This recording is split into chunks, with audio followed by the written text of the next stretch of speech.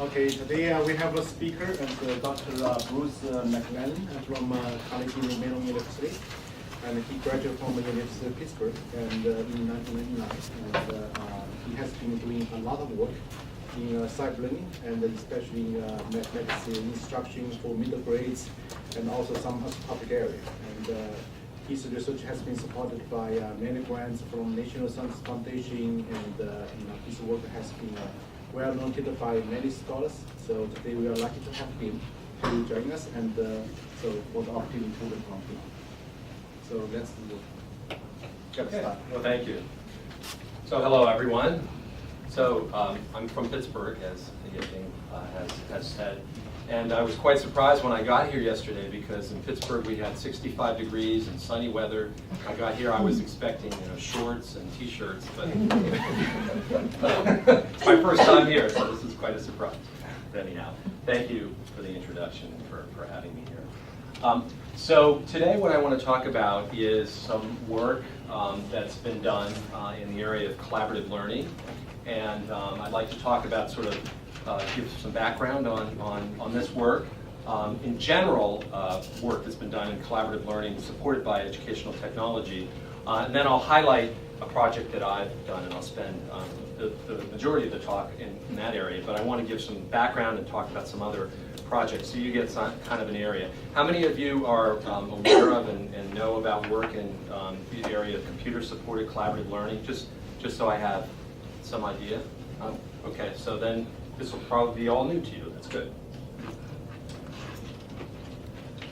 Okay, so I wanted to start the talk with this humorous cartoon here to sort of motivate the idea of collaborative learning and why it's becoming important. If you can see here in this picture, the way things used to be maybe 20 years ago. So for instance, we actually used to use a phone. Well, of course we have our mobile phones now, but we used to have desk phones like this, and we used to have Post-its that would be commonly used, and we used to just kind of look out the window and so on. But now, of course, we have all these technologies that connect us together and to help us form groups. So Skype is more or less taken over for phones, and we look at YouTube rather than looking out the window. Twitter is a way to send quick messages to people we know. So this is meant to just sort of show how much the world has changed in say, the last 15 to 20 years, and how hopefully you'll see how that has led us into this idea of collaboration and in particular in collaborative learning. So I would say that basically, many of you, I see there are lots of young faces here, that you're basically growing up in this world, you're digital natives, you're growing up in this world of using these technologies, these online technologies that help support collaboration and support group work. So I would say that younger people are basically begging the people who are developing technologies for learning to use this collaborative technology to help learning. And I'm going to try to highlight some projects that I think are leading in that direction. Mm-hmm. So I'd like to start with what I hope is my main take-home message. I'd like to start a talk with what the take-home message is, and I'll come back to it at the end, and hopefully you'll agree with the take-home message. And that is that this area that I just mentioned, that I asked, and none of you had said that you're aware of it, is this area of research, computer-supported collaborative learning, is basically gaining in prominence because of two primary reasons. One is the emergence of the evidence of learning collaboratively, and I'll talk a little bit about that to start. And then also what I've made reference to already, the fact that the internet and social networking revolution that supports that. So I think those are two things that are converging to lead to this prominence that's developing in collaborative learning. How many of you are familiar with what's meant when I say the learning sciences? I would imagine some of you, yeah? Okay. So the idea of the learning sciences is that it's an interdisciplinary field that's contributed by at least these four other fields and others as well that could be mentioned, some of which deal more with psychology and the idea of human learning, but also fields like artificial intelligence and computer science, which are developing the technologies that support what we're trying to do in collaborative learning. I'm sure that many of you are familiar with the concept of constructivism, which is largely behind a lot of what goes on in collaborative learning, which is this idea of having students develop their own understanding and to construct knowledge together in groups. And teachers take more the role of facilitators rather than dispensing the knowledge, that the students are more responsible for that. And that's sort of the foundation of collaborative learning. And I'll come back to this a lot in the talk. I wanted to sort of first talk about mechanisms in the area of collaborative learning that have been shown through a variety of studies to promote learning in groups, where there have been evidence of learning that happens in groups that's not necessarily done with technology at all. So there's been a lot of research that's looked into this without technology. And so I'll just briefly talk about each of these. And then also mechanisms that can actually suppress learning in groups, the opposite of that. So here are some of them. One of them is preparing for collaboration. And there's been a lot of work that's shown that it doesn't work to just put people together in a collaborative group to try to learn unless there's been some preparation in advance. And typically that preparation is individual preparation. So there's been a lot of studies that have looked at sort of students spending time on their own in a particular area, and then once they've got the sort of requisite knowledge to collaborate, then bring them together in a group. Instead, by the way, some of this is probably intuitive, but there's actually been scientific studies that have shown the benefits of these things. So, for instance, the second one, maybe it would be obvious that it's very important when you're collaborating in a group to not just give superficial explanations of topics of interest, but to actually have complex and conceptual explanations that the members of the group are giving to one another. It's also important to engage in active listening, and when the listening happens, to actually apply that, what you learn in that context, to the domain or whatever area you're working in. Finally, this is a keyword that you see a lot in the area of collaborative learning, and this is this idea of knowledge co-construction. And essentially that's a fancy way of saying that, when you're in a group, you're together trying to construct knowledge. It's not just within your own head. You're trying to use the resources of the other people in the group to build sort of a shared understanding, shared knowledge. So these are things that have been looked at and have been shown to promote learning in groups. The converse of that is that there are a bunch of mechanisms that have been shown to suppress learning in groups, and here are a number of those. So for instance, more or less the opposite of what I was saying here about providing complex and conceptual explanations is failing to provide such explanations. Another one that's really important is the idea of help seeking, and whether or not students in groups are willing to ask for help and give help. Okay, failing to do that has been shown to suppress the learning that can happen in groups. Suppress participation.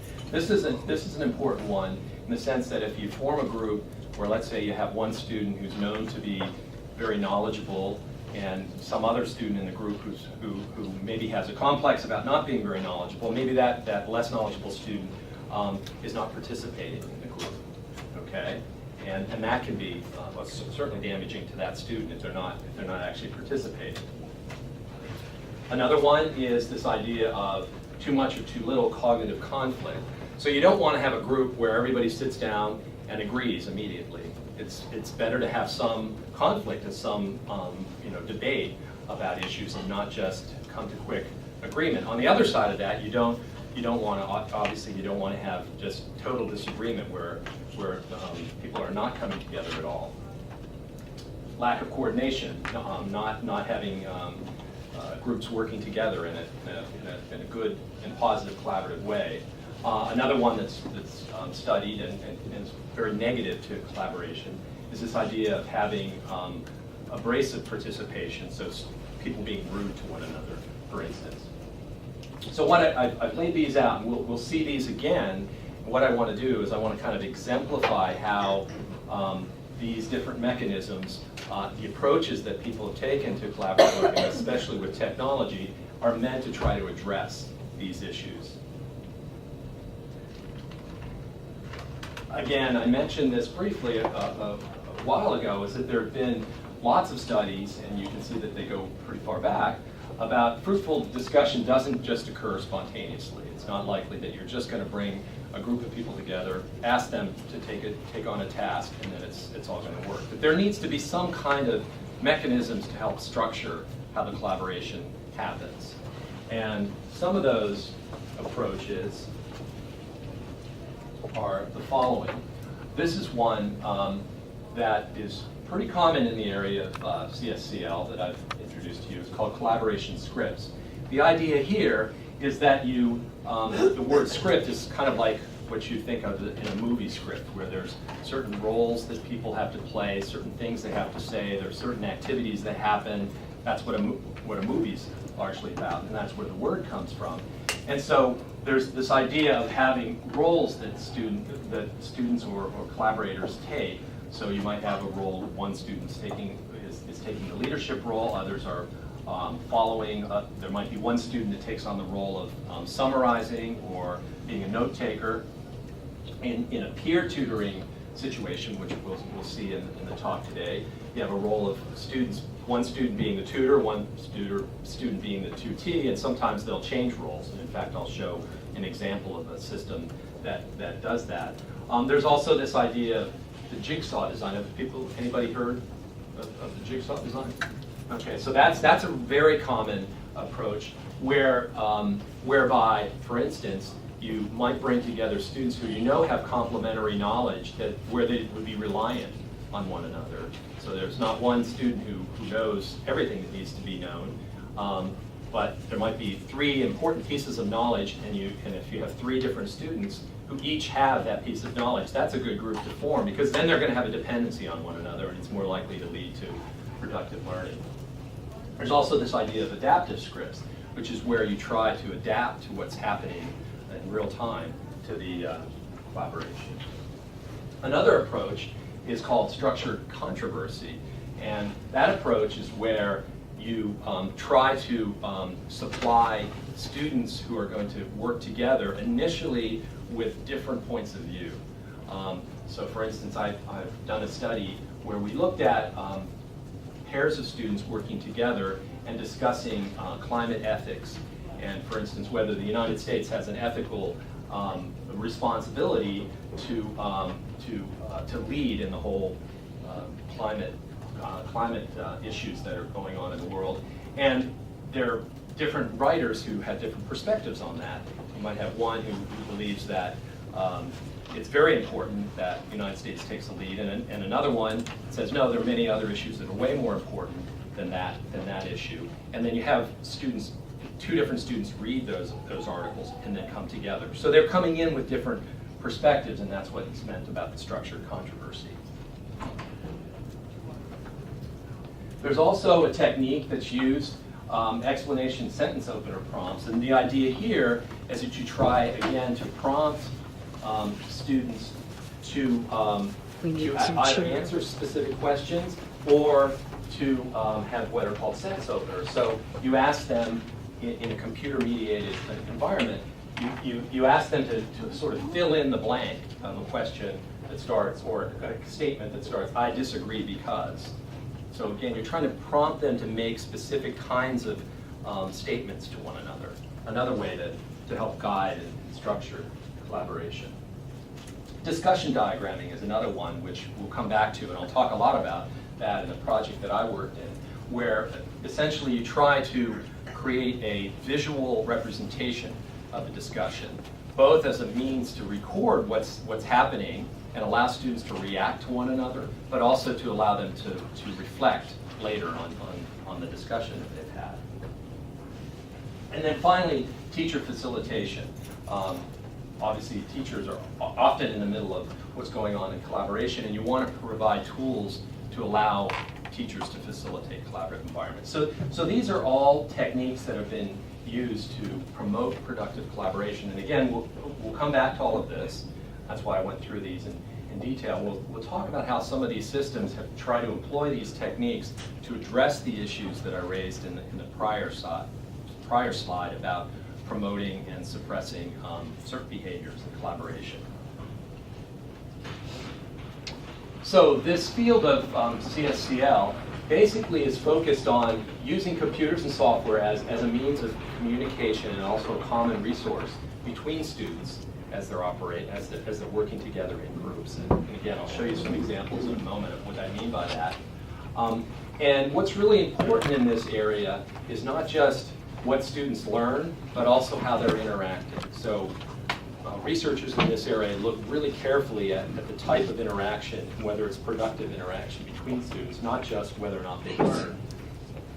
It's a field that is very much design-based research rather than empirical hypothesis testing research, although I'm going to actually talk about some work that actually is more empirical hypothesis testing. But by design-based research, I mean research is more exploratory, where you're looking at techniques for how collaboration can be best promoted, but you're not necessarily coming up with a hypothesis that you're testing as an alternative. So this just to give you just sort of a general idea of what this field is about. And here are some various systems, and I'll talk about these in following slides to give you a flavor for the kind of work that's done in this field. So here actually is one project that is sort of a hypothesis testing empirical study that was done over a fairly long period of time, I believe from 2002 to 2011, where the researchers, Beth Simon, I believe she's at USC, has compared the use of standard instruction, sort of normal classroom lectures, quizzes, the way classrooms have traditionally been conducted, versus what is called peer instruction, which is using clickers to, does everybody know what clickers are? Yeah. Okay, so using clickers to ask students questions, have them answer by a clicker, but then after they've answered, then they form peer groups, have a discussion period together, and then answer the question again. So fairly straightforward model, but that change in the way they presented computer science courses, as you can see, the failure rate over a fairly long period of time is pretty significant. So the average over all these different courses, computer science courses, the failure rate was much lower when they employed this peer instruction technique. Now this is kind of a low-tech, I would say, approach, because clickers are not really a high-tech approach, but it's still using technology in the classroom in a collaborative sense. And it's shown benefit over a very long period of time. I believe there's a total of about 11,000 students that participated over that period of time in this study. So now I'll come back to what I was talking about earlier, where what I want to do is I want to sort of, for each of the things that I bring up, to show you sort of these approaches that I talked about and what mechanisms they seem to be either promoting or suppressing. Now I'll admit that the creators of these systems, in all cases, don't explicitly describe their systems necessarily in the terms that I have them here, but this is just to give you sort of a sense of how both the approaches and these mechanisms relate to one another and what the researchers appear to be trying to do in terms of supporting learning. So this particular approach is what I would call an activity script, because there was this idea of first the students worked individually with the clickers, then worked together as a pair. So they basically had two different activities that they were doing, and what they were trying to do is prepare the students for collaboration, and then when they were actually collaborating, I believe they were working in sort of a knowledge co-construction model, and they were trying, I believe, to create kind of a safe environment for students to ask for help. So when they were in a peer group, it might be, for some students, it might be easier to ask for help from a peer than to ask a question, let's say, in class. So these are the things that I think were being addressed by this particular approach. So there's one example of a collaborative learning system. Here's one that's pretty well known. It's a system called WISE by Marcia Lin and Jim Slaughter from Berkeley. And their system is meant to support science inquiry activities. And they have kind of a mixed bag of things that they do, and you'll see that when I evaluate the approaches and what they were trying to address. So they scaffold learning in multiple ways. So they try to personalize instruction, they have hints that they give students as they move along.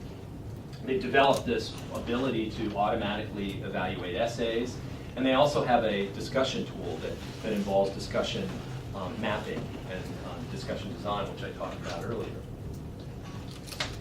And they do this knowledge co-construction also in multiple ways by having students play different roles. They ask the students to peer critique one another, and they also have sort of a debate context. So they do a lot in this system, and that comes out again when I come back to my approaches versus mechanisms.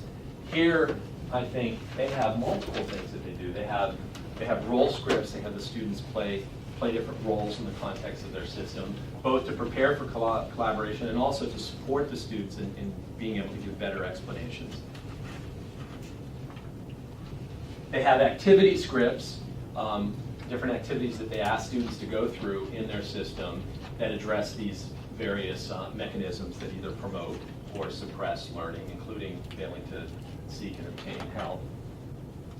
And then finally, I mentioned that they do discussion diagram, and they do that because they want to have the students work together to do knowledge co-construction. So in this case, it looks like they've kind of tried a mixed bag of approaches to address the issues that we know exist in collaborative learning, both supported and activities that we'd like to suppress in collaborative learning.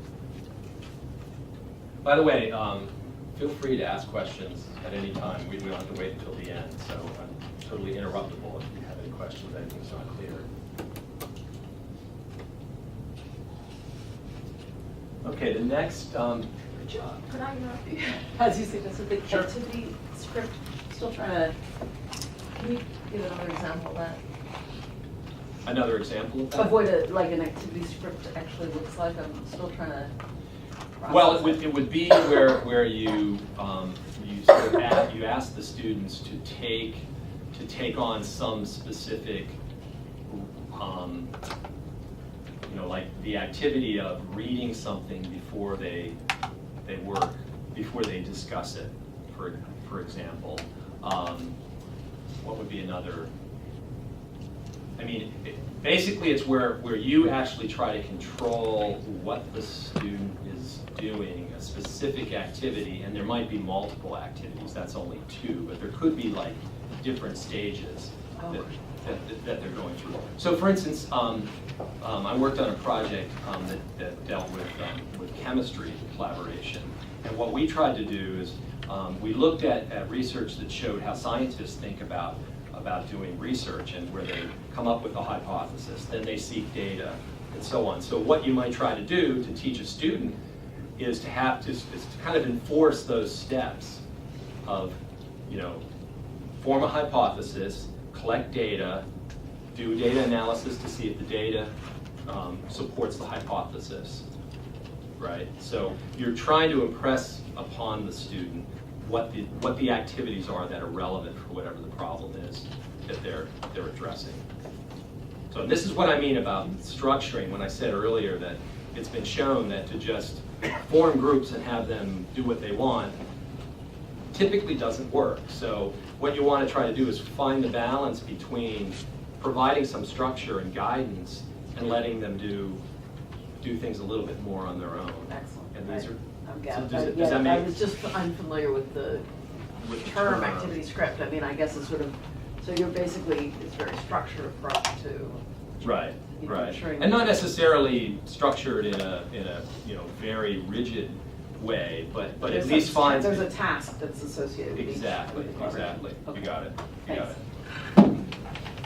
Okay, so this work is done by actually a colleague of mine at Carnegie Mellon University, Carolyn Rose, and this was one of her students who's finished his PhD several years ago,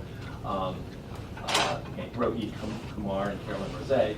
And essentially their approach is to have students work together in a collaborative environment where they've built these software agents that would actually act as sort of promoters or prompters to the collaboration.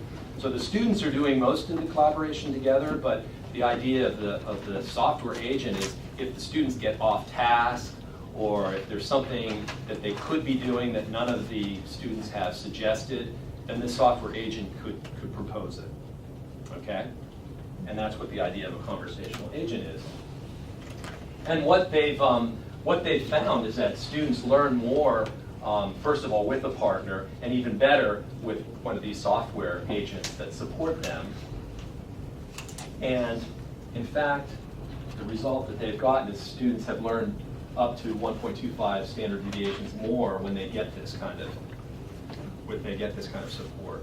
They, in particular, this system that they built, VMT Basilica, was sort of a design task where the students had to work together in a design group, and then the conversational agent again would be employed both to give them design ideas, but also, let's say if one student wasn't participating, to prompt that student to participate, or if there wasn't enough cognitive conflict, then there would be prompting that they have some more sort of substantial debate between one another, and that was the role of the conversational agent. So again, back to my mapping of approaches to mechanisms.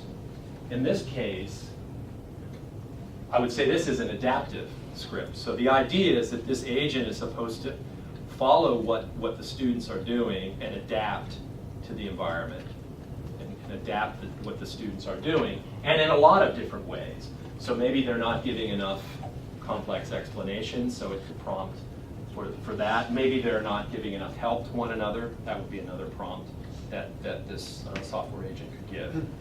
Who would determine the complexity of the explanation? Is that something the group would decide on, or is there something in the intelligent system that says I'm not reading Well, words? yeah. Well, the software attempts to do that. I mean, you hope that maybe the students would do that to some extent too, but this is something that the agent is supposed to be trying to track. Like if the students are prompting one another to give, let's say, complex explanations, then the agent wouldn't need to do that.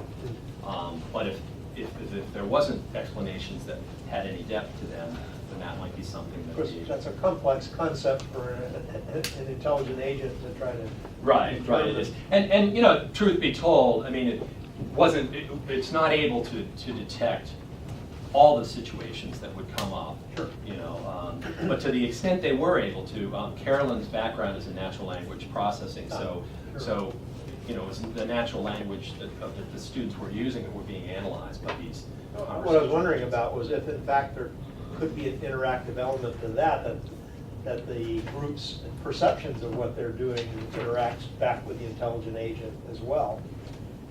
You know, that it's reflected back, and they're saying, we think we're doing that. Agent says, well, here's my reasoning for why I don't think you're doing that, or something Right. like that. Right. Yeah, and I'm not sure that it actually takes on that. Potential for something. But there is potential for that. You're right. I don't know explicitly. I don't know it in enough depth to know if it does do that kind of a thing. But in general, those kinds of activities are what this is aimed at. Yeah.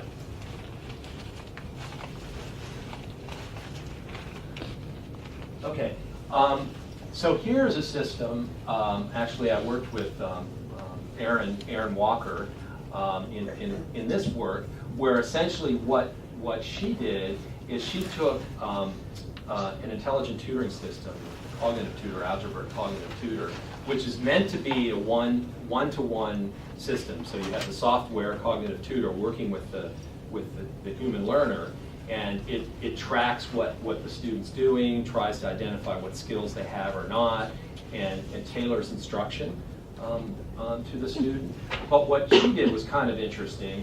She basically put the software tutor, between two peers who were working together.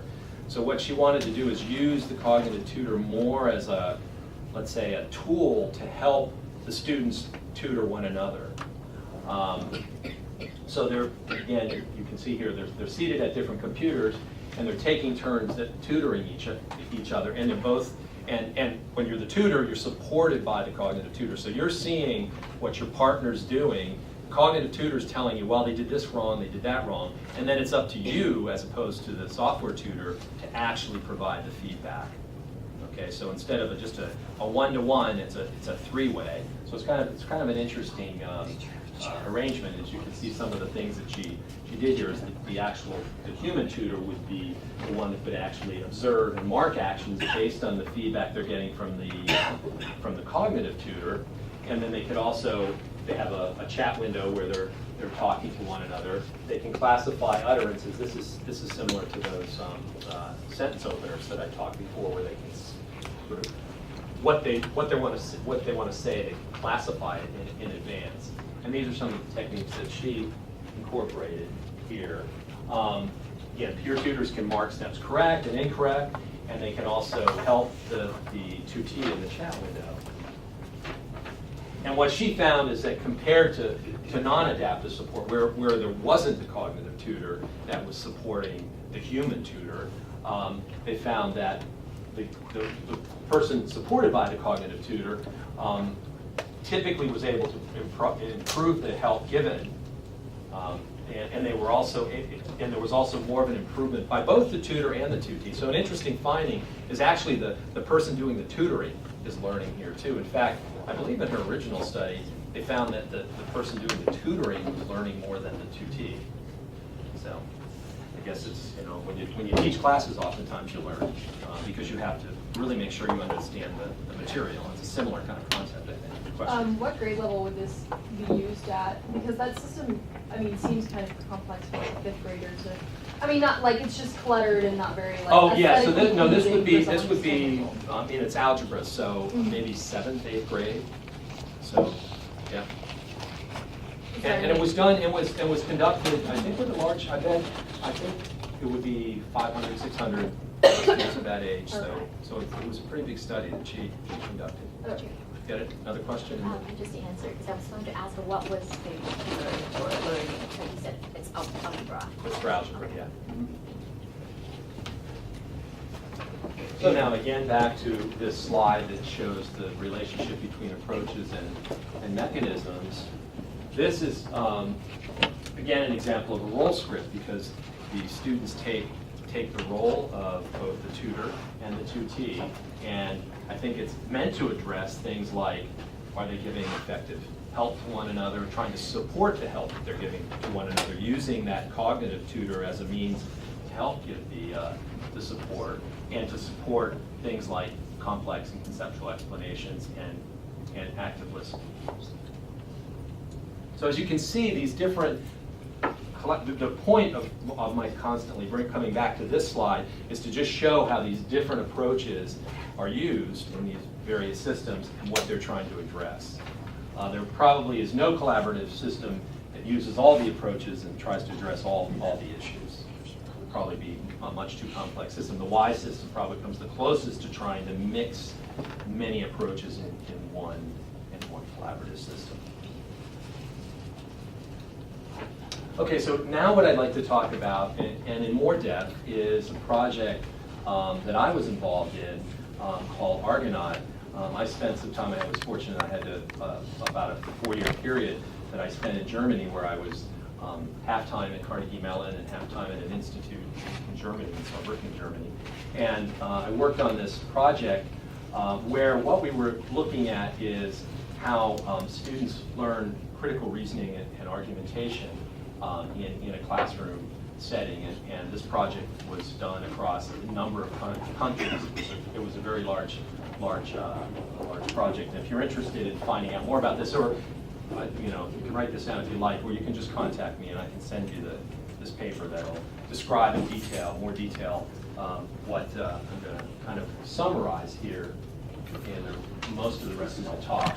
So again, this project was about students trying to have students learn critical reasoning and argumentation, which are arguably, they're really key skills to have in a personal and professional context, but they're very difficult to train in a systematic way, and they're also not typically taught in any one course. They're kind of distributed across different courses.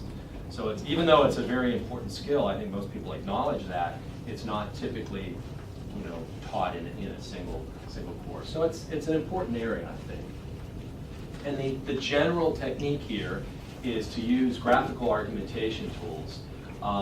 and I made mention of this before, where essentially what you'll see here is that there'll be graphical representations of arguments that are developed by the students. And they use these sort of predefined argument elements. So we do scaffold and structure how they argue. It's not just free-form text argument. There is some structuring to it. And we also are able in this approach to log data that allows us to study these interactions. And in fact, that data that we log, you'll see, is how we did some analysis on what students did in this environment and what we did to try to help them learn. So here's what the general scenario is. We did this in a classroom, but it wouldn't have to be. I had the question earlier when I was talking to I forget who it was now I was talking to, but I was asked if this was synchronous or asynchronous. Now, it was typically synchronous the way we did it, but it could really be asynchronous. It could be done remotely. Students could be anywhere. But the way we studied it was in a classroom that students are all working on computers, but they're working in groups where they're actually collaborating on the computer. And then there's a teacher that's monitoring what's going on here, and the teacher has this, if you will, a dashboard, and I'll explain what that looks like. And the basic idea here is you've got all the complexity of different groups who are collaborating here. It's really difficult for a teacher to follow what's going on, and you'll see when I give an example of what these arguments might look like. So what you want to do is you want to have some ways to summarize what the students are doing to kind of alert the teacher as to where he or she might want to intervene with what the students are doing. And here's to give you an idea of how this works. We had this graphical argumentation tool that runs on the web, and the way it works is the teacher would present an initial problem statement to students. It wouldn't necessarily have to be of an ethical dimension, like here. It could be other types of problems that are worthy of debate between students. But here is an example of, is it ethical to conduct experiments on animals? So that question is raised to the students, and then what the students can do, they're all sharing this workspace. They're all seeing this. The students that are in one group, let's say it's 5 students, they're all seeing this. They can make contributions to this. And by contributions, I mean they can start to argue for or against the issue that's been raised. And the way they do that is they have these different contribution types, which I'm sorry, that doesn't show up very well, but what does it say? It says a claim, an argument, a question, and an explanation.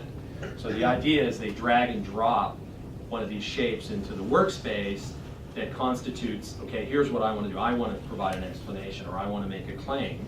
They do that, and then they can type some text into that, okay?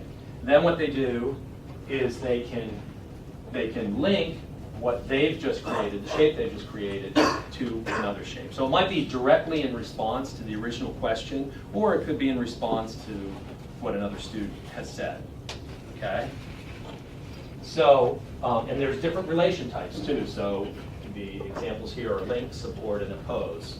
Okay, this is all configurable, by the way. There could be different shapes and there could be different lengths, but these are the ones that we typically work with.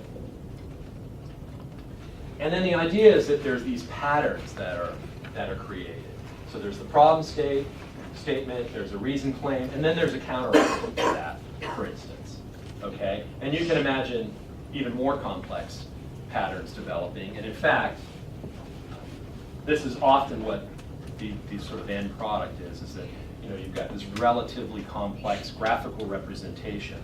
But again, the idea is that the students are able to explicitly see who said what and it was in response to what. So it's meant to be a way for the students to be able to go back and reflect on the argument, as well as just making the argument. Because you probably have all had the experience that certainly in a verbal argumentation and even in a written argumentation, where at some point somebody makes a comment that's been repeated, that you sort of cycle back to something that was said long ago. And the idea here is that you're hopefully avoiding that because you're being explicit about who's making what argument in what way. So this is the environment that the students work with. And we had basically 2 research questions that we were interested in this project. The first one is one of a little more technical nature, and that is that we wanted to know if it would be possible to automate the identification of some of the behaviors that were happening within this environment. And by behaviors, I mean individual contributions, individual arguments made by students, and also combinations of steps and claims that were made by students. And we wanted to know if there was a way, using some advanced technology, in particular AI and machine learning, whether or not we could identify some of these. And then the sort of the more education-oriented research question is, if we were able to do that, able to identify the patterns, would that help teachers in being able to moderate discussions? So there's one question, can we just technically manage to find these patterns? And then the second one is, could we support teachers when we found those patterns? So here was basically the approach, is that we would have essentially one, and I depicted this a couple slides ago, there'd be one human moderator to steer the discussion for multiple discussion groups.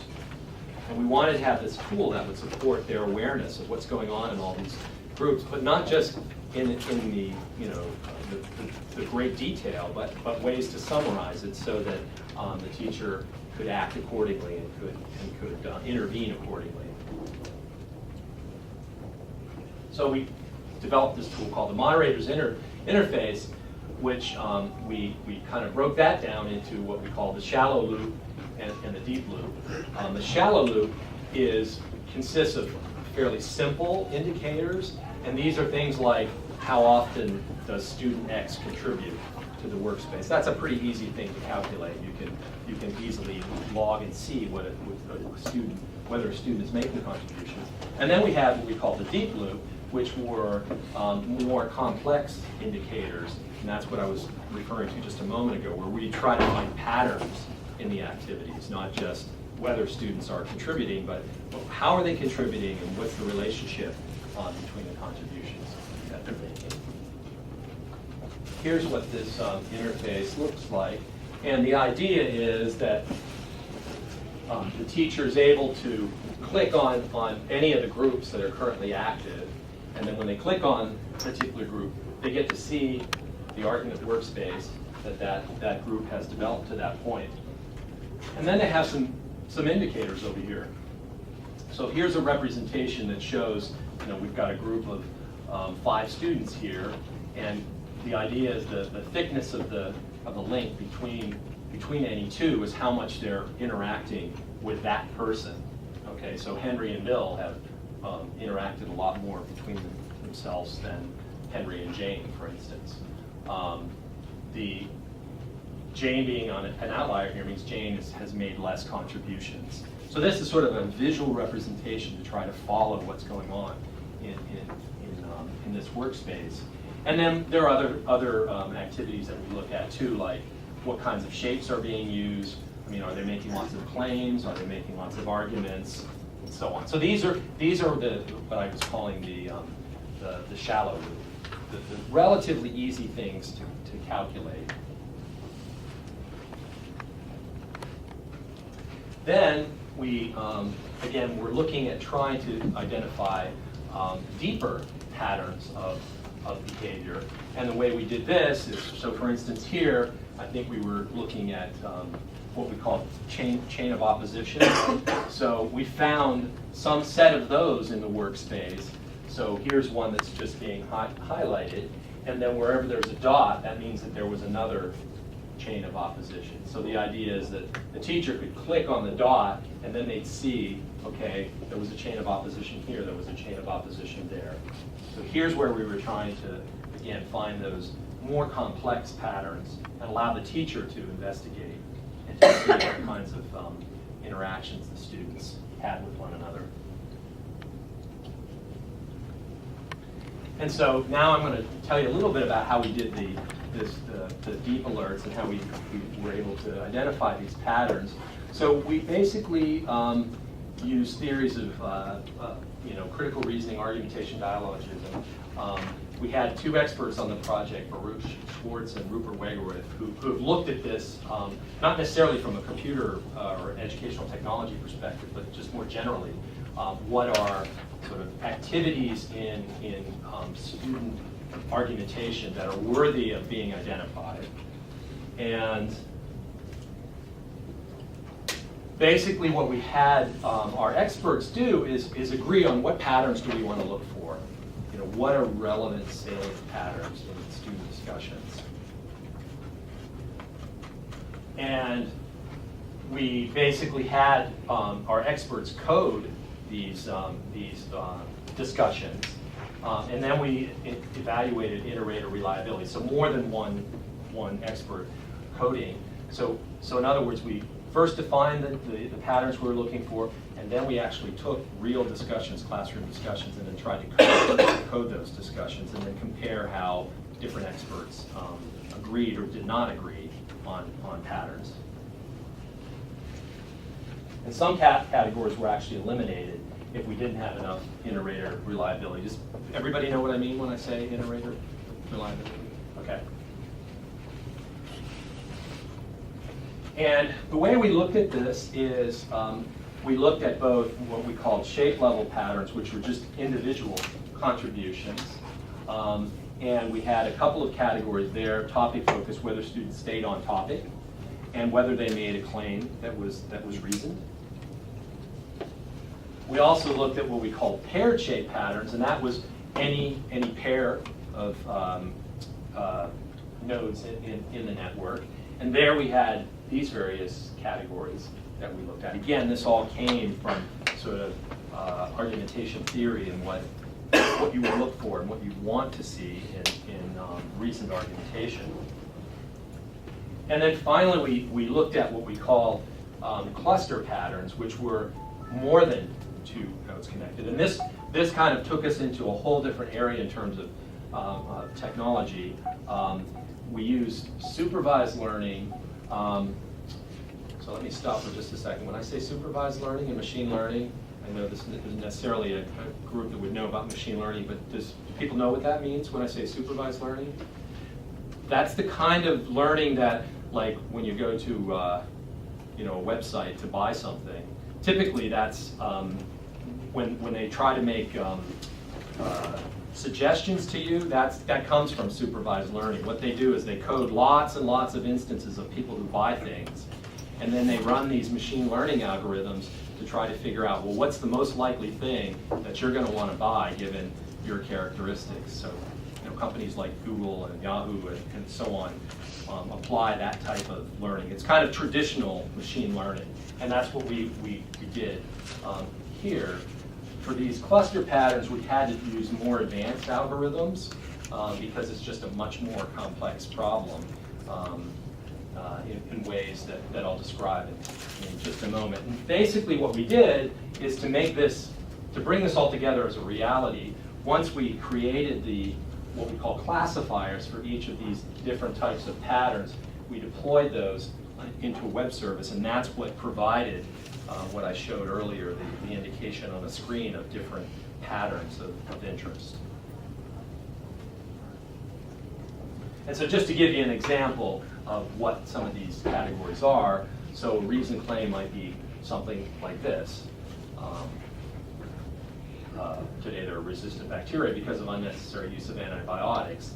The topic focus, or actually a counterexample, the topic focus is where somebody says, let's go to a party this evening, guys. It's probably not what they were talking about in this conversation. So that's a counterexample of what it would be to stay on topic in one of these argumentation environments. Paired shapes, so for instance, a contribution counterargument would be you'd look for where one shape they say something that in the next shape by another student, let's say they will have a counter against it. And you can see just even from the wording that it's clear that they're going against what the first contribution was. And that's also indicated not only from the language, but again, this is where we tried to leverage the types of shapes they use. So if there was a claim and an argument, then we'd know that it was probably likely that the student was trying to argue against whatever the claim was. And here's, at the cluster level, we had something called chain of opposition. And this was a really typical pattern where one student would make an argument or a claim, a second student would oppose it, And then either the first student or another student would oppose that, and it would sort of go back and forth where students would make sort of different counter arguments. So this again was another pattern that we tried to automatically identify. Okay, and again, this deep loop is this idea of providing these alerts, deep alerts to the moderator's interface to find patterns such as what I was just showing you. And we use these various machine learning and artificial intelligence techniques to do that.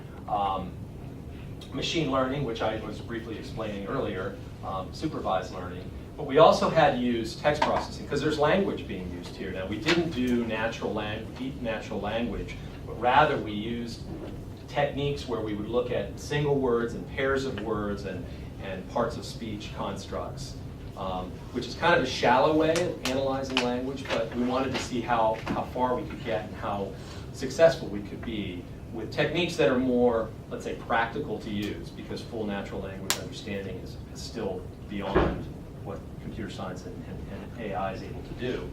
And then we also had to develop our own techniques, especially to do this identifying of clusters, because those were really particularly difficult because they're kind of arbitrarily complex versus just being single contributions or paired contributions, which were relatively easy to identify those, but the clusters were much more complex. Again, these are the approaches I've already mentioned. So the key idea here is what we did is we combined three things. We combined the structure, meaning what type of shape and what kinds of lengths were used. We also used temporal information, like the timing of when things were given, before or after, and then finally textual features. So really what we tried to do is take features across all three of those areas to be able to do this analysis that I'm talking about on these various patterns.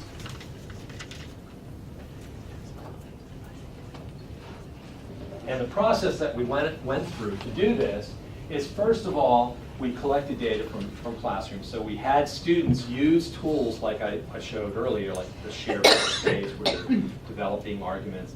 So we would collect data, and I believe we collected something like 84 different conversations that happened in classrooms. We then coded that data, and I talked about the iterator reliability. So we had multiple people code the data along all three of those dimensions, or three areas we were looking at: shapes, paired shapes, and cluster.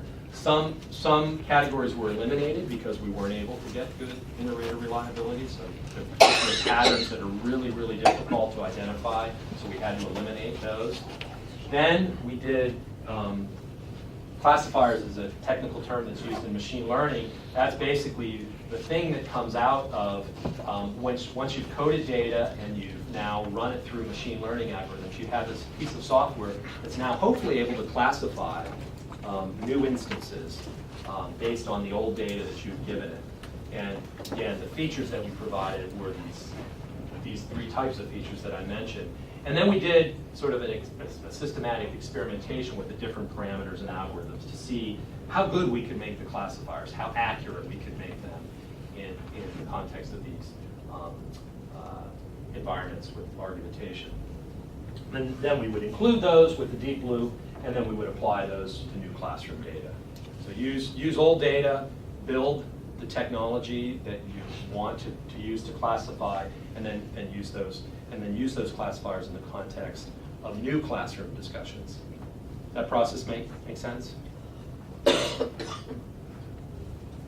I apologize. I think some of this talk, in fact, a couple of the slides coming up, I'll try to go a little quicker. It's kind of technical. It's very computer science, AI oriented, and I don't think that's really the crowd I'm speaking with here too. So I won't belabor the technical details. But if you want to ask any questions about it, please let me know. So here, the approach and challenges, again, at the shape and the paired shape level, we were able to do automatic extraction of all possible instances, because when you're looking at shapes and paired shapes, all you have to do is when you have a map, you just go through and you know that you have 26 shapes in the map. You just extract those 26 and then provide those for someone to code. Likewise, with paired shapes, you just have any two shapes that are connected you can extract those automatically. So it was relatively easy to pull out the data that needed to be coded, okay? And then we used experiments using these supervised learning algorithms. So that was a little more straightforward. But the cluster analysis was a lot harder because the shapes could be, or the patterns could be arbitrary size. They could be three connected shapes. They could be 5 connected shapes. They could be 4. So it's actually a pretty difficult problem. It's what's called NP complete to be able to do this. And I'll talk a little bit about how we address that. So they can be in lots of different sizes and structures. It's really hard to annotate these clusters, and it's also kind of scarce that there aren't so many of these more complex structures, just because they're more complex and there are more nodes that are involved. So we didn't have as much data. There also, we found that there was no real pre-established technique. So one of the things we did on this project was to develop this new algorithm. And so I think this is good. This is helpful. It's kind of a metaphor to the approach that we use to define clusters. And the metaphor is that suppose we wanted to find in this structure here something that looks like this. The basic idea here is, how would we do that? The basic idea is to try to, again, look at all the features that are here, how they're linked, the type of link, the color of these shapes, the transparency of the shape, the link color, or the link width. So with all of those things, you can imagine that maybe the thing that it maps closest to is this. Now, it's not going to be an exact match. You can see that they don't look exactly the same. You can see the transparency is different here. But this is sort of what you call an imprecise match, but probably the best match we would see in this graph. So that sort of gives you a little bit of a flavor for the difficulty of the problem of looking for these clusters, because you're just not going to see exact matches. So you're looking for sort of imprecise matches. So that's just a metaphor for what we tried to do. And so here's the part that's a little more technical, so I'll go a little faster. So the idea is that we did a combination of what's called case-based reasoning and inexact graph matching algorithms, which are both well-known areas within computer science and AI. Case-based reasoning is the idea of, anybody heard of case-based reasoning? Know what that means? Yeah. Basically what that is where you have these examples that you use, and you want to try to find matches to that example in some big database. Okay, and you do that by looking at the various features of the example.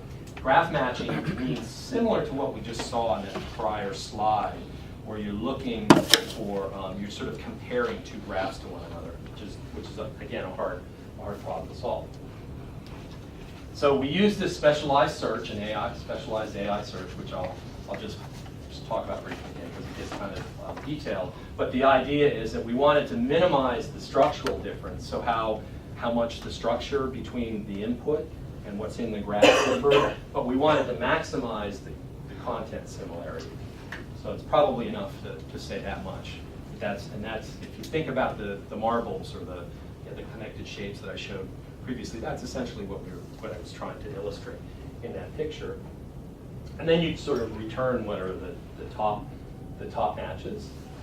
And it's similar to other inexact algorithms that are used in computer vision, and actually an algorithm that I developed as part of my dissertation years ago. I mentioned this before, that do this matching subgraphs is an NP-complete problem. But it's only in theoretical, not practical terms. So there are ways to sort of make it efficient so that you can actually get something. In the worst case, your program will never return, so you don't want that. But there are ways to minimize that problem, and there are these heuristics that you can use to reduce the practical complexity, and that is by just estimating the mapping costs, looking into the future.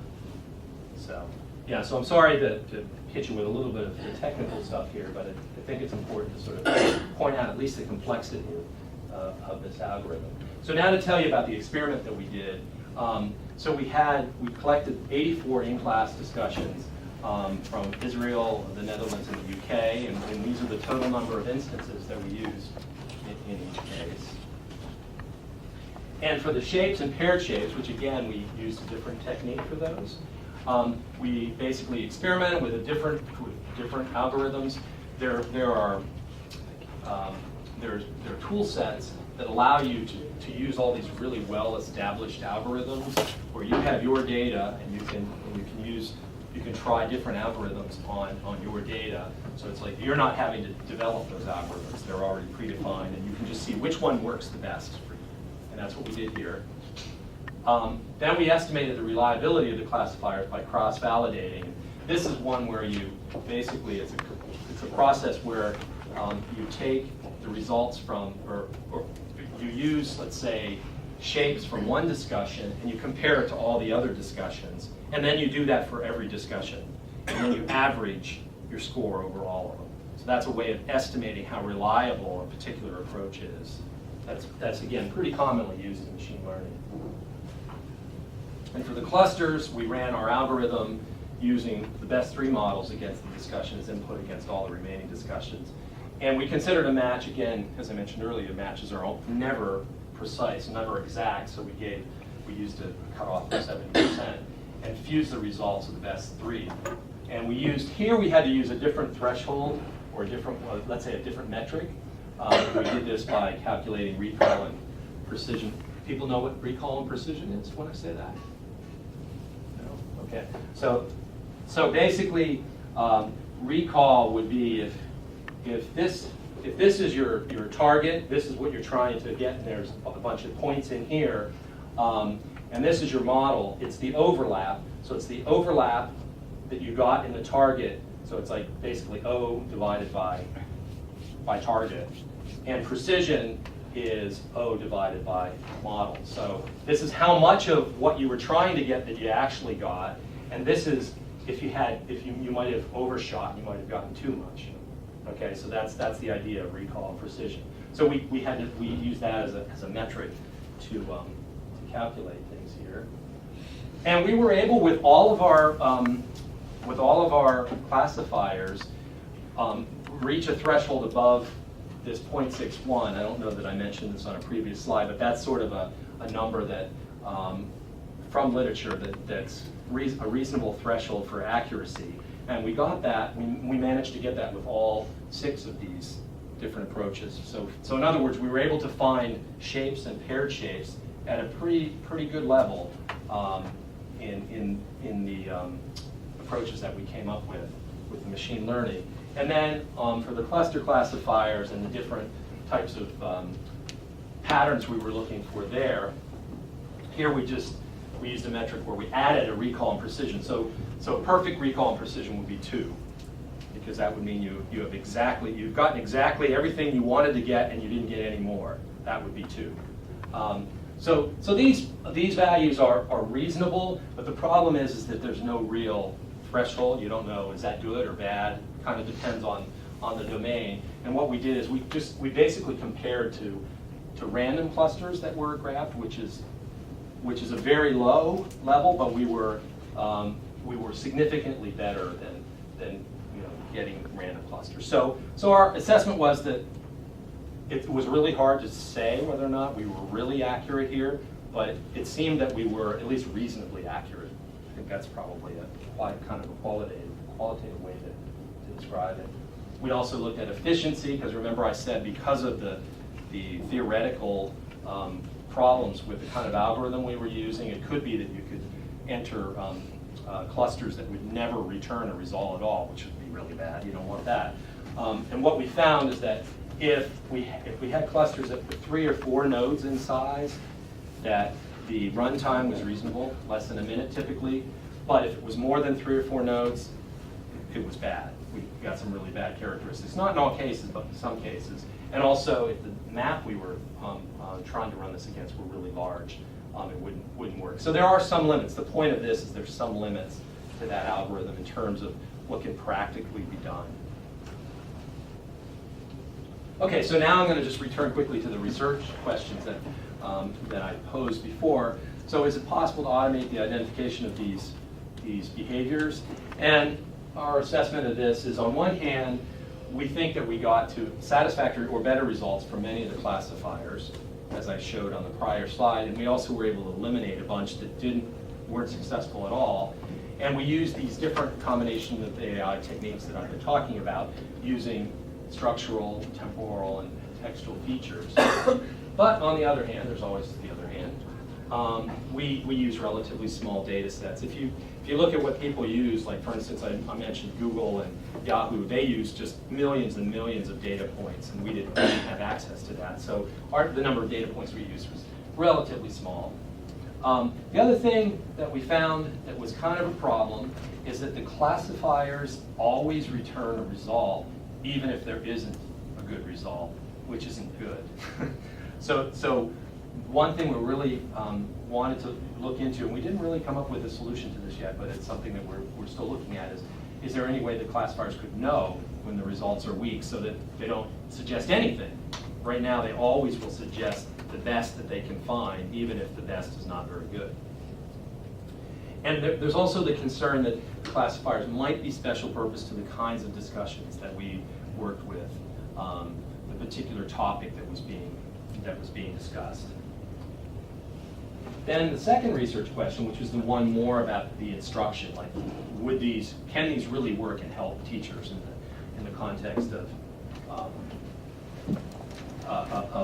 this activity? Well, this was a 3-year research project, so this is the curse of the 3-year research project, that we did all the hard work to develop the technology, and then we were at the end of the project and we didn't have a lot of time to actually try it out with teachers. We did, and I'll say in a minute what we did, but it was really small, so it doesn't, it's more anecdotal than it is scientifically based.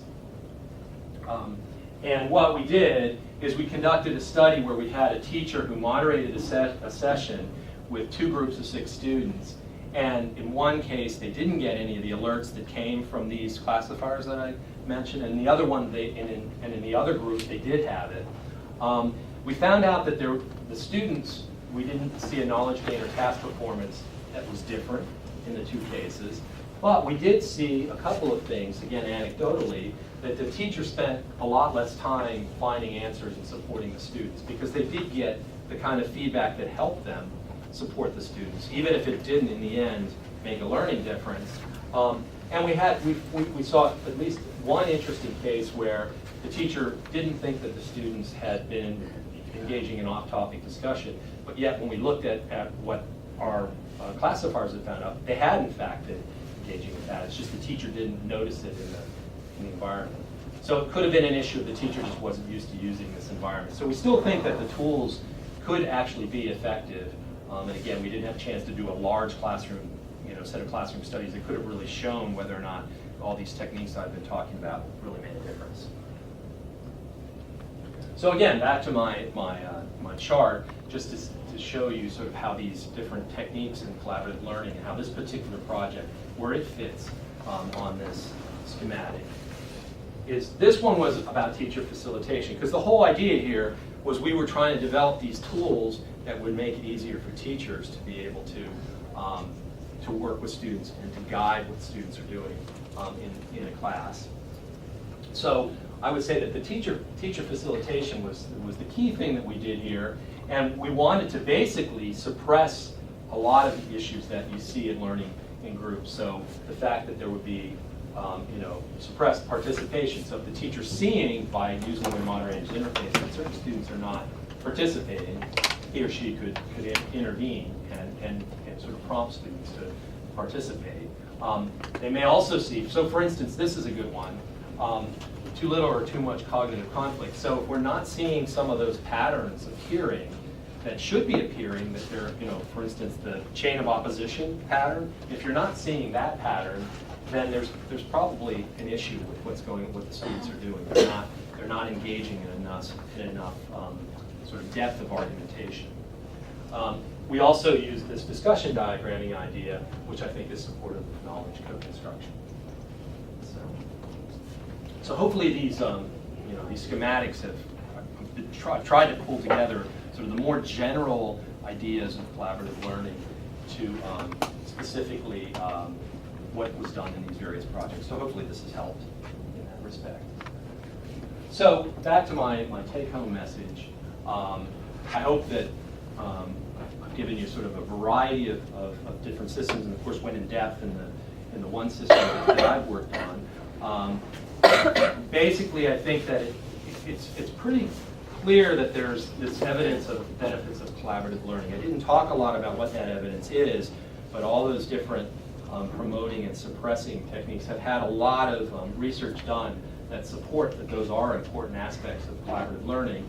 And the fact that we were able to do, for instance, the study, the Argonaut study I talked about, is totally enabled by the idea of the internet and the social networking revolution that's going on, as well as, I think, virtually any of the systems that I talked about. In some sense, they're motivated by that. So I do think that this is prominent. But on the other hand, there's still plenty of work to do, because all the systems I've talked about, other than the very first one, where it was used in the clicker in the classroom, they're all really research systems, so they're all early days. So you don't see these kinds of systems in everyday use, at least not yet. So there's still plenty of work, and there's certainly lots of other research to be done as well. And just a couple of slides to conclude. So again, I think that social networking and what's going on with the internet is pushing collaborative technology forward. And I exemplified this with the cartoon I had at the beginning. The kids are just basically growing up with these kinds of technologies. So I think it's important that technologies like what I've talked about today are actually used to support collaboration, that we don't try to do it in a manual way, but actually use technology to help what goes on in collaboration. And I would say that this probably is apparent to most of you, is that there is this transformation in online learning that's going on. And collaborative learning is really a key part of that, because of how much we can do collaboratively. I mean, I'm constantly amazed at how much people are connected, for instance, at Facebook or whatever, where there's just so much more collaboration going on. And the learning sciences are basically focused on uncovering and testing these theories of collaborative learning, guiding this development. So that's why I tried to show sort of the schematic for each of the systems, of the approaches and what issues they were trying to address. And I think that's an important thing that learning sciences is doing, and also leveraging advanced technologies. I know I got into some depth about the AI and machine learning that we used in the Argonaut project, but technologies, advanced technologies like that, I think are really central to supporting where we're going with collaborative learning systems. And then final slide here, just some sort of thinking ahead. Here are some challenges, I would say, for collaborative learning software. One is how can we make the systems more directly adaptive to students? There's a lot of what's called personalized learning that goes on with intelligent tutoring systems and other kinds of educational technology, but those are systems that are more or less one-on-one, software to one student. But when you're talking about a collaborative group, you're not just talking about what one person knows, but what each individual in a group knows and what they know collectively. So it kind of raises the stakes to another level. So to be adaptive at that level is difficult. We did talk a little bit about the one example, the conversational agents that attempts to do that, but it's a real challenge. Another area that I think is really important is a lot of games now. I'm sure many of you know this, are very collaborative. You can be playing a game and playing with somebody here, and another partner is in Europe or some other place far away. And I think we know that educational games, it's pretty apparent that they're very motivating for people. They're really exciting to people, and collaboration can occur in those games in lots of different ways. So I think having more of a synergy and exploring what that synergy is between games and collaborative learning is important. All groups are not created equally. Sometimes some groups succeed, some groups fail. There's a lot of research that looks into reasons behind that. How can we do a better job of creating groups? Because if you create a group that just is destined to fail, then any of those techniques I talked about earlier probably won't make a difference. So there is something important about being able to know well enough how students might collaborate productively. And then finally, how can we leverage there's vast amounts of data that's being collected in not just collaborative learning, but in any kind of online learning environments, and how can we leverage that data to help us learn more about collaboration and to build better collaborative learning systems. So with that, that's my final slide, and happy to take any questions that you might have. Every system has a dark side. So you mentioned one of them in terms of matching up. What worries you about the dark side of these systems, if there is anything that's destructive? The dark side meaning what is The coming at potential shore? to shut off good thinking, to force collaborative thinking that's groupthink, to, I don't know what that is, but Right. almost always are things like that. Yeah. Well, one would be sort of the potential for the artificiality that might happen if you're sort of forcing collaboration. So, like I mentioned in the Argonaut project, that students were all in a classroom, they were collaborating, but they were supposed to collaborate just through the computer. And in a sense, that's kind of an unnatural. I mean, we were thinking ahead to it being asynchronous, where they wouldn't have to be all in the same room. But that was something that seemed kind of unnatural, and I'm not sure that type of collaboration. So I guess the moral of the story there is it always good to have a computer in the middle of the collaboration? And the answer to that's probably no. But I don't think we know where the boundaries are between when it just makes sense to have two people talking directly and when the computer mediating makes a difference. So that would be one that I would think of. I teach online. I read a couple graduate courses online, and they are the students are in discussion groups, and they have a prompt, and they have to respond to the discussions every week. How do you think I could use this in that kind of environment? It's asynchronous, and they're all over the world. Okay. Use like a particular approach that I spoke Yeah. about. And with the goal being to make sure to kind of enrich prompt the discussion. Yeah. to enrich the Because discussion. I get, good question, and, a nice post, or stuff like that. Right. Well, I think I briefly mentioned the one issue, I think, is when you just have a discussion board, as soon as it scrolls off the top, you got a student who'll probably come in and ask the same thing that somebody Right. else already, had asked. So being able to sort of flag and identify that automatically could make a difference, or even having the graphical representation, which is kind of unusual. It's, it still, I think, is more like a straight discussion board where it just sort of scrolls off. So I think that could make a difference. Just in general, having tools, I don't know, do you have something that's similar to this dashboard idea? It's not like it's the only place this exists, because I know there are dashboards that exist. Do you have that for your discussion board, like where you can see some summary of what students are doing? Or do you just look at the board? Just look at the threads. Yeah. So having some way to summarize that, I think, it would also be important. Of course, this is all software issues that I'm not sure you can add to what you're using. So I'm not sure how practical. No that- idea. Yeah, but I think those kinds of things can help a lot, and that's why we were focused on that as the underlying concept of this project. Is that when teachers are trying to follow what's going on in these complex conversations, it just becomes unwieldy. You need some way to summarize it, and some way to sort of alert a teacher to important things going on. So, yes. I'm actually in from another field over in construction science, and my question is actually about collaboration in the business world and how this could be applied. I come from a field that is fairly adversarial, where we have owners, architects, engineers, contractors, suppliers, vendors, and everybody's sort of, they're different delivery models for building buildings. And the issue is really, we've been asked to look at a we're trying to figure out ways to make it a much more collaborative business model.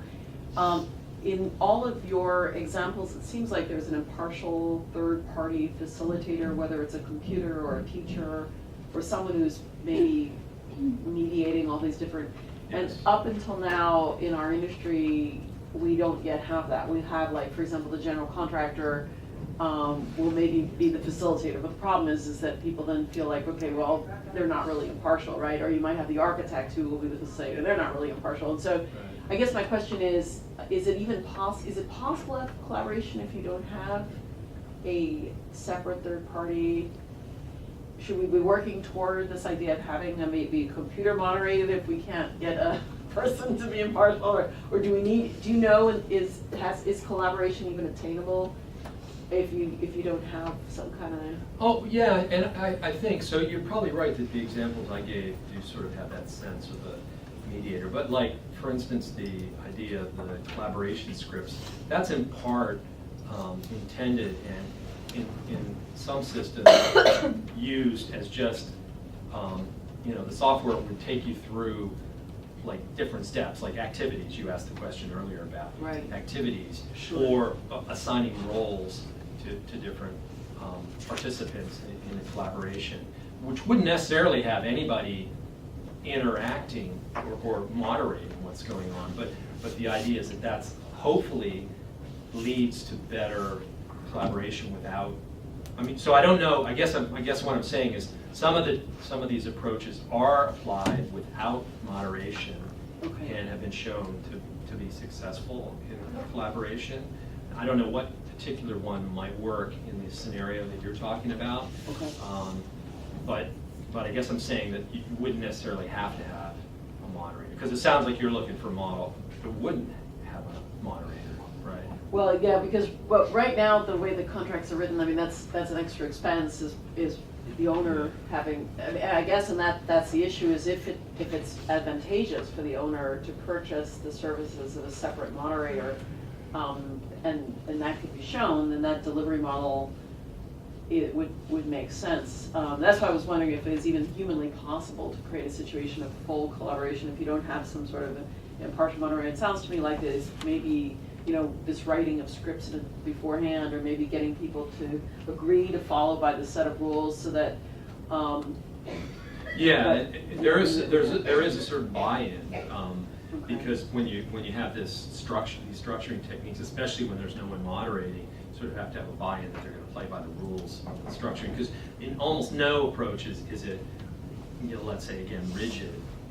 So you could not follow the rules or not follow the script and go outside of it. But if at least the parties agree to follow the script, the results have generally been shown that it's more positive than just, again, putting everyone together. Okay, let's discuss it now, and then you go kind of off on different tangents and so on, which maybe happens. And yes, it does, and it's probably all the time. And yes, and each party has its own bottom line. The owner, of course, they want their building, but then the architect wants it to be publishable and beautiful, flags and things like this. And the engineer wants it to be structurally sound.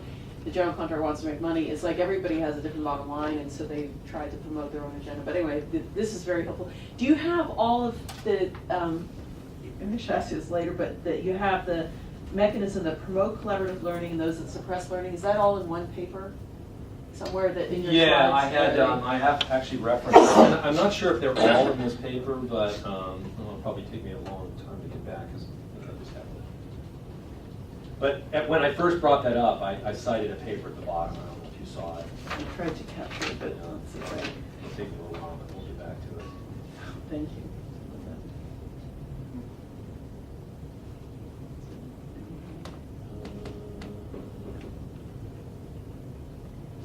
Too far, but there it is.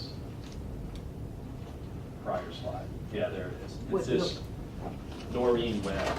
Okay. This paper, Information Processing Approaches to Collaborative Learning. So I believe she brings up not all of these, but a good number of these, and summarizes also the research that's been done around each of these various mechanisms. Thank you. Sure. Last question, probably, is there a role for meta collaboration we have a classroom downstairs in which students work with, each has a computer on a pod, they have a shared big screen, and those can all be ported to a bigger screen, so all of the groups can actually see what students in one pod are working on in a problem or a shared activity or something like that. I'm just curious whether that discussion has arisen. Well, that's interesting. Not to my knowledge, but it sounds like an interesting concept. So you're saying that students in one group could sort of refer what's going on in other Or the groups? moderator actually can then ask them to put what they're doing up on the big screen for all of the groups For the to other see. groups Yeah. as a sort of an example of Yeah. good or bad Or collaboration. for discussion For of discussion. whether this is working or whatever. Yeah, well, that's actually something that does happen as one of the activity scripts is where that could be an activity like every group has to present what it's done so that the larger group Yep. can Yep. see what it. So that has been done. Yeah. Is there enough information on the Argonaut website for a person to download it and use it without detailed instruction or supplemental instruction? Oh, good question. I mean, I've got the site and I've got the download and stuff to do that, but just. Yeah, it's probably not for the faint of heart. Well, I mean, It's been a while since I've tried to install it. Okay. So, yeah, it's tricky because there's also the idea that you have to set up so that it properly communicates across various computers and so on. So, I would probably have to. If you want to get in touch with me, I could contact the technical people who actually implement it. I wouldn't so much worry about the analysis as just the ability of it to map discussion, like Dr. Walter was talking about. If you put that up there, students can have discussion, then you might increase the level of discussion rather than looking at just individual part of the discussion. You Right. can see the whole picture of the discussion on a strand at one time. Right. And maybe you didn't look at the clusters and stuff, but it might improve rather than just say, you can't just say good post to the person above Yeah. that. Yeah. And if it wouldn't have to be the analysis level, but just the operational level. Oh, okay. Well, that I can actually point you to. I did a follow-on project to this called LaSad, where we actually developed a web-based tool that has a lot of that same capability. Where you mean like the argument mapping, where they just sort of Yeah. bring you. Yeah. Yeah. So if you want to get in touch with me, I can. It's called LaSad. You can actually probably just Google it and find it. LASAD. That I know is it's either not that bad to install, or I have an installation at CMU that you could actually use, because again it's on the web. So as long as you have the ability to access it, you probably wouldn't have to install it. Yeah, but Argonaut is probably it's been around. It's old enough that I don't think we have any sort of existing web version of it that you can access, but with this LaSad system we do. So if it's the operational level you're interested in, I can probably help you with that. Thank you. Sure. Bruce, I had a related question, and I think it's answered, but it was basically, was there a website that had a tool or two that we could demo? So it sounds like LaSad probably is the one to look at? Yep. Okay.